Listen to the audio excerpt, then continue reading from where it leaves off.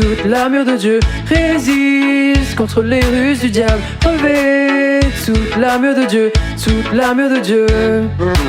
En premier, la ceinture de vérité. Mes chaussures pour annoncer la bonne nouvelle. La cuirasse de justice, le bouclier de la foi. J'ai mon casque et mon épée, maintenant c'est l'heure de prier. Revêt toute l'armure de Dieu, résiste contre les ruses du diable. Revêt toute l'armure de Dieu, toute l'armure de Dieu. En premier, la ceinture de vérité. Mes chaussures pour annoncer la bonne nouvelle. La cuirasse de justice, le bouclier de la foi. J'ai mon casque et mon épée, maintenant c'est l'heure de prier.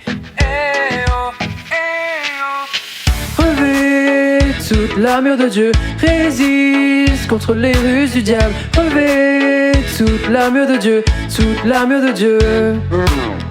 Revêt toute l'armure de Dieu, résiste contre les ruses du diable. Revêt toute l'armure de Dieu, toute l'armure de Dieu.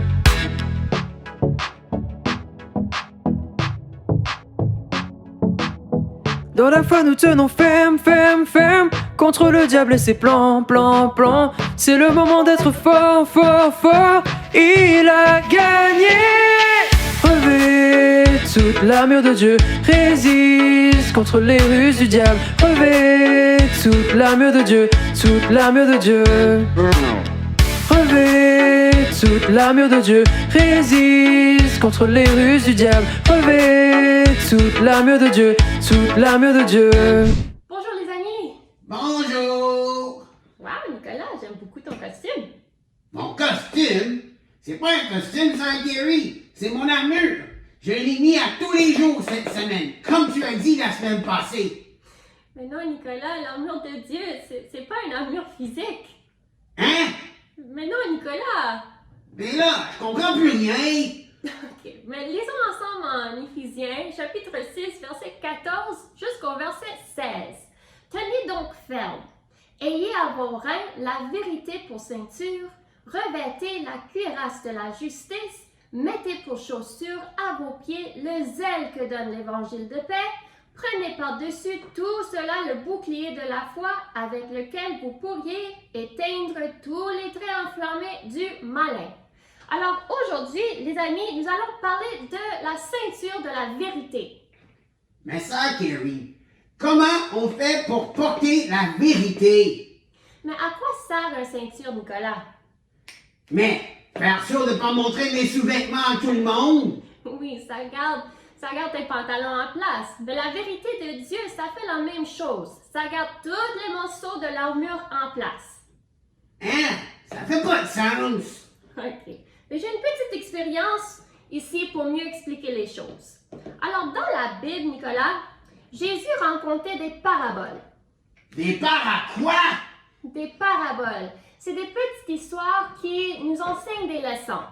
Alors, dans le livre de Matthieu, Jésus a rencontré un parabole à propos de deux hommes. Ils ont tous les deux bâti une maison. Un a bâti sa maison sur le roc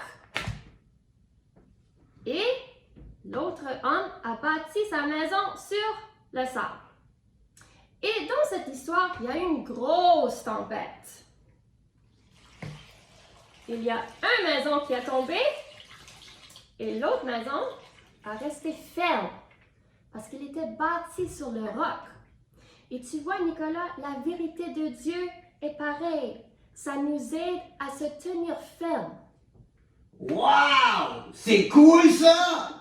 Alors, avant de partir, les amis, prions ensemble. Tu es prêt, Nicolas? Ah oui! Seigneur, je t'aime et je te remercie pour ta vérité qui nous aide à nous tenir fermes dans ces jours. Jésus, je demande que tu sois avec nous et que tu nous gardes. Au nom de Jésus. Amen! Amen. À la prochaine, les amis. Au revoir! Au revoir!